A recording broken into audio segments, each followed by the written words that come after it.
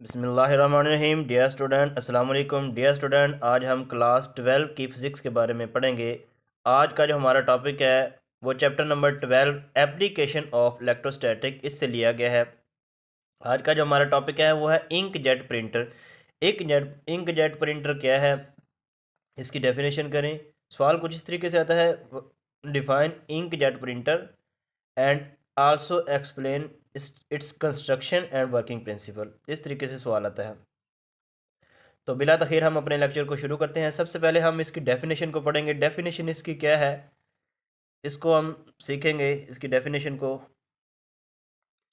तो ये डेफिनेशन में इसकी डेफिनेशन कुछ इस तरीके से है, जैसे कि नाम से ही ज़ाहिर है, इंक जेट प्रिंटर यानी ऐसा प्रिंटर जिसमें इंक इस्तेमाल हो रही है। लास्ट हमने जो टॉपिक पढ़ा था एप्लीकेशन ऑफ इलेक्ट्रोस्टैटिक का, वो हमने एक्स रोज या ज़ीरोग्राफी और या फोटोकॉपियर मशीन के बारे में पढ़ा था। उसमें ड्राई इंक इस्तेमाल हो रही थी। अब यहाँ पे इंक जेट प्रिंटर जो है वो है, यानी इसमें इंक इस्तेमाल हो रही है। तो इसकी डेफिनेशन कुछ इस तरीके से है कि it prints a paper by moving back and forth across the paper. यानी ये पेपर को प्रिंट करता है by moving back and forth, आगे पीछे जो है मूविंग करके across the paper. It ejects a thin stream of ink.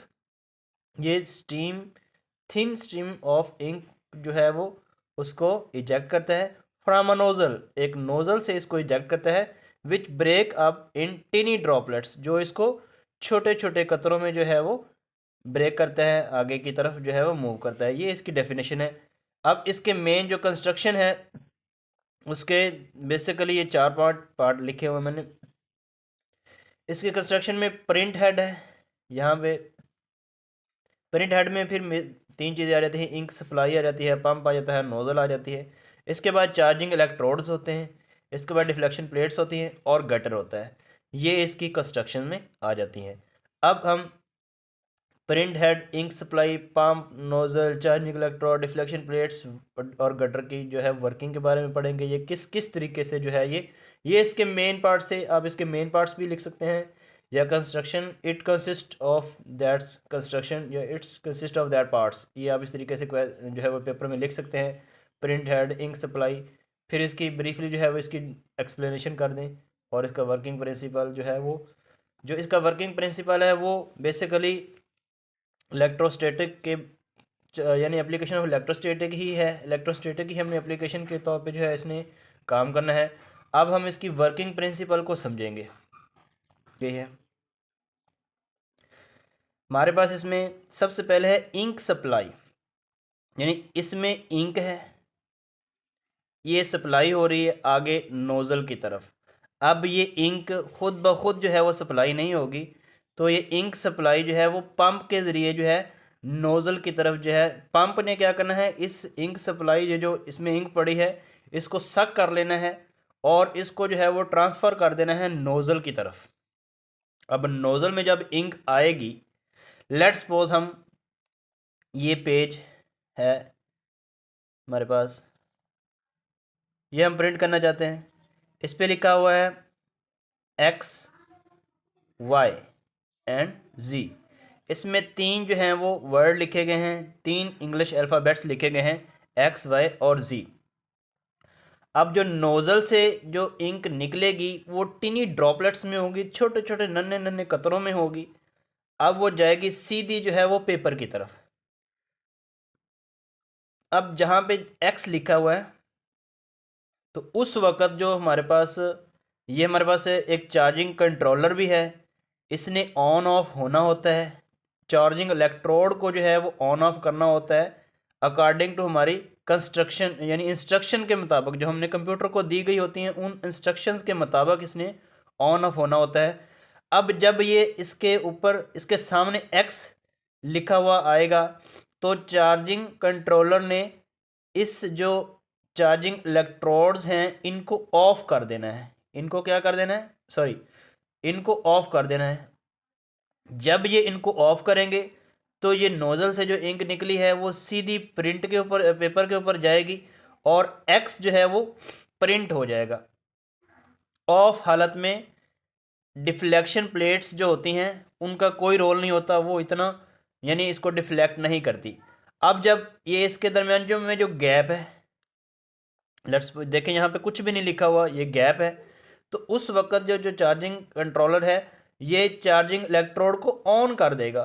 तो क्या होगा, इंक जो नोज़ल से निकल रही थी ये डिफ्लेक्शन प्लेट्स जो है इनको डिफ्लेक्ट कर देंगी गटर की तरफ, यानी जो हमारे बैक ये ब्लैंक पार्ट के लिए जो है ये ऑन हो जाएंगे, चार्जिंग इलेक्ट्रोड ऑन हो जाएंगे और डिफ्लेक्शन प्लेट इसको गटर की तरफ जो है वो मूव कर देगी।